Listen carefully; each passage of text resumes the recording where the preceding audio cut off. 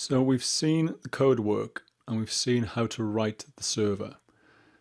We've seen that we have a working client, but we haven't yet seen how to write that client. So this is a Java class rather than a JavaScript class. However, I still think it's important that you see how to write the client to get a better understanding of exactly how these two communicate. So what we have here is a file called echo.js, and in that file we create an echo namespace, and in that namespace we are going to add an initialize function, and it's this function that's going to set up the connection between the client and the server and allow us to communicate between the client and the server. So the initialize function will look something like this. We'll say echo.initialize equals function. Then in here we'll establish the connection to the server. So in here the first thing we need is an endpoint. So we say var ep, and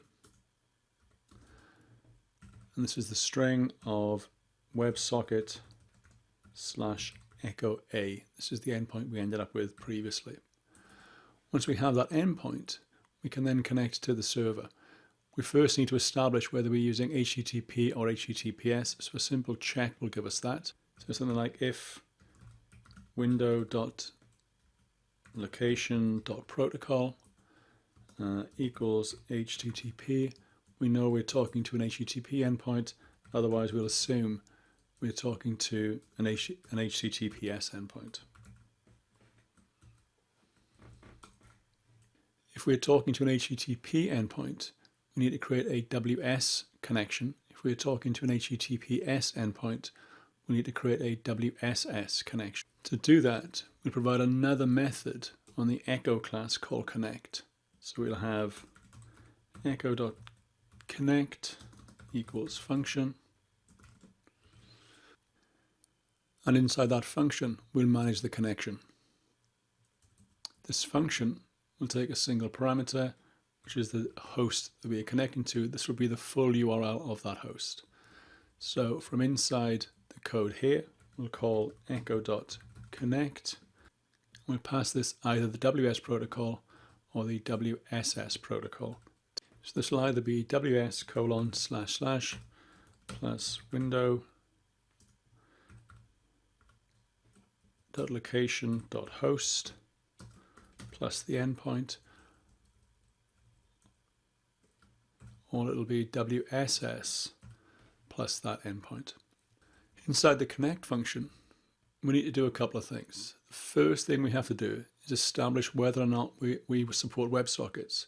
This is code we saw earlier in the introduction.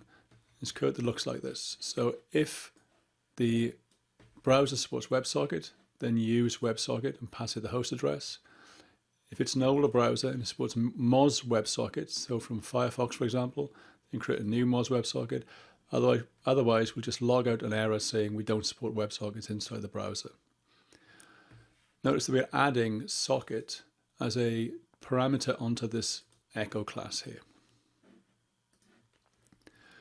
Once we've established the connection, we then need to add handlers, and there are three events that we care about: open, close, and message. So each of these will be a function. We'll have echo.socket.onOpen equals function. Then the same for close. So we'll make this on close, and we'll make this on message. So inside the onOpen function, we can simply initially just log out the fact that we've opened the connection. So say something like info connection opened. Once you've opened the connection, we'll add a DOM event handler such that if the user hits the enter key, we want to send the message to the server. That code is something like this. So simply wire up a key down event. If the key code is 13, that's the enter key, then call echo.sendMessage.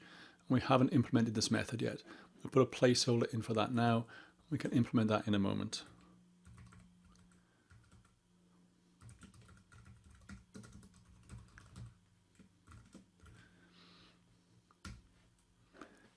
For the close message, we'll simply log a message to the console saying the connection has been closed. So remember, the close message comes from the server. The server will close the socket, and the socket will tell us by firing this event that the socket's been closed. And then finally, for the onMessage event, this is when we get any messages coming from the server. So inside here, the first thing we can do again is just log out this message to the server. This helps us with debugging. So we can log out that we have a message. And to here we can say message.data. So any data that comes back from the server. We'll take a look at the format of these messages in a moment. We also in here then want to add that message. So again, if we're inside here and we type in some text and hit enter, we want the message to appear in here. To do that, again, we'll use jQuery. We'll have some code which looks something like this. So echo back is the ID of the div inside the browser, and we just set its text value to whatever the message we have back from this thing. So we have one more thing to do, which is to implement sendMessage. There's some standard jQuery stuff to this, which is this code. So here we grab a reference to the echo element on the page. We get the value of that element that becomes the message. We check that it's non-empty. And then once we send the message, which we haven't added yet, we reset the echo back to an empty string so that on the page goes back to its default state. Once we have that, we can now send the message.